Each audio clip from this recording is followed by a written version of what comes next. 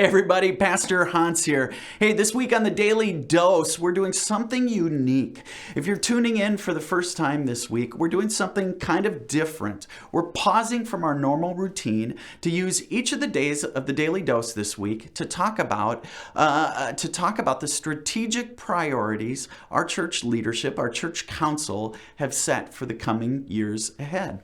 And so on Monday, we talked about the priority of connecting. We talked about how faith growth happens in circles, not rows. We are cared for in connected relationships. The second day, we talked about the priority of kid and student ministry. When asked, what's the faith of the next generation worth? We want to be a church that says it's worth everything. And then yesterday, we talked about this. We talked about the priority of investing in online ministry because we can reach the 70% of our community that maybe will never darken the doors of our church through an online venue. We talked about how the next generation needs us to be investing as a church in online ministry. Well, today I want to talk about something unique that we've begun in the last couple of years. And maybe it's something you're not all that familiar with, but I need you to know it's making a huge difference. A huge difference.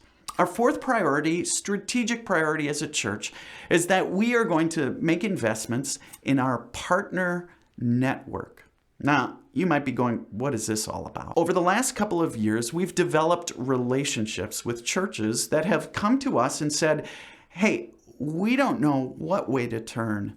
We feel ill-equipped for the challenges of ministry in the 21st century. We are without a leader. We need help. And so in places like West Mo Lutheran Church, just west of here, of Alexandria, we've placed an intern there. And they view our messages on Sunday morning over a video screen. We've helped them by sharing resources that we already produce for our church family. It's relatively easy for us to do. We simply share. There are other places we're doing similar things. At Holy Cross Lutheran Church in Duluth, their pastor, Noah Johnson there, said, I don't know which way to turn. And so he reached out to us, and we're sharing worship themes, and we're sharing strategies with that congregation that we're already employing here at Calvary. And we're doing much the same at Elk River Lutheran Church in Elk River, Minnesota, with their great pastor there, Nathan Mugas. You see, why would we as a church here in Alexandria share what we're doing with other churches? I found a story in the Bible that I think maybe gives us a glimpse of why we as a church would do something like this. In Luke chapter 10, we hear this. After this, Jesus appointed 70 others. He appointed 70 disciples. And he sent them on ahead of them in pairs to every town and place where he himself intended to go. He sent out disciples in pairs. What that reminds me is that we as people, we are better together. God never intended us to go it alone. And I think the same is true for us as churches. God never intended us to face the challenges of ministry alone and isolated. Well, the passage goes on. Jesus said to them, the harvest is plentiful, but the laborers are few. Let me pause for a minute there. As Jesus sent these disciples out ahead of him, he said, the harvest is plentiful. And here's what I think he was saying. He says, there is so much opportunity out in the world today for us to reach people. It might take us doing things we've never done to reach people we've never reached, but the opportunity is huge for the church today. When they survey people again and again, people overwhelmingly say they are open to spirituality. They just haven't always had a great experience with church.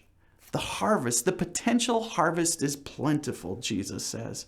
But then he goes on to say, the laborers are few. It was true back then, it's true now today. There's an incredible shortage of church leadership today. In fact, for every 3 pastors who are retiring today, only one is coming out of seminary, which means we've got a drastic shortage of church leadership today. Laborers are few. Well, Jesus goes on. He says, therefore, ask the Lord of the harvest to send out laborers into his harvest. Go on your way, he said. See, I am sending you out like lambs into the midst of wolves. Lambs in the midst of wolves. You see, here's what I think. Ministry is harder maybe than ever today. The challenges that churches and pastors face are harder than ever. Churches, especially in rural places, are more strapped than ever. Pastors are stretched in ways they've never been stretched before, and honestly ill-prepared and ill-equipped to meet the challenges of ministry in the 21st century. I can't tell you the number of church leaders I talk to who so often feel as though they are lambs in the midst of wolves. But Jesus wraps up this passage by saying to those who he sends out into the world, carry no purse, no bag, no sandals, and greet no one on the road.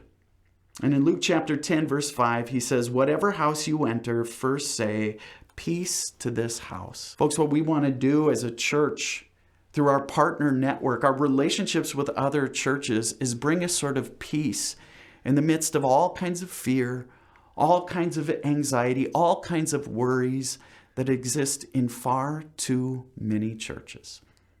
We can walk with them. We can help them know they are not alone. We can equip them by simply reproducing some of the things that we are already doing for our people here at Calvary.